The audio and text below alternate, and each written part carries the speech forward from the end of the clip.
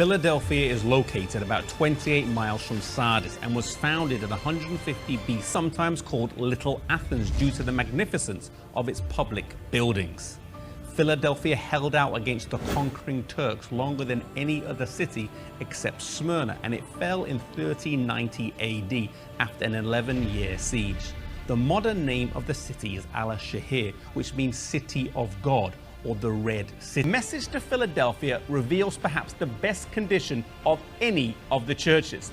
This small but exceptional group of believers remained faithful whilst many others did not. The two great revolutions of 1776 in America and 1789 in France, the thinking of the world had been drastically altered and the world was opening up for the gospel. The door to missions was about to swing wide open. William Carey went to India in 1793. Robert Morrison went to China in 1807. Robert Moffat in 1817 and David Livingstone in 1841 both went to Africa.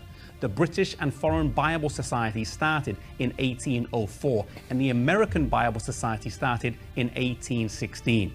This was the beginnings of a great missionary movement taking the everlasting gospel into all the world, and the time period of Philadelphia culminated with the great Second Advent awakening of the 1800s.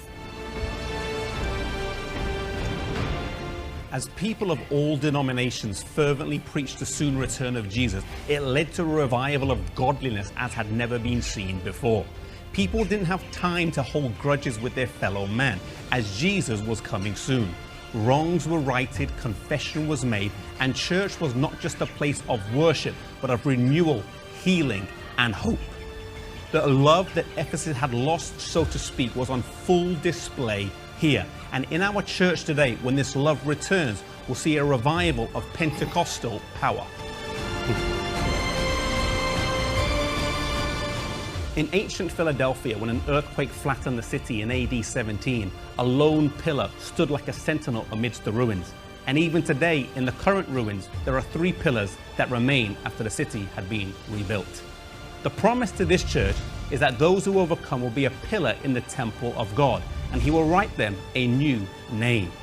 A lesson from this church is that when we're focused on our calling and mission as Christians of preaching the gospel and the soon return of Jesus, the result is an experience of love for one another.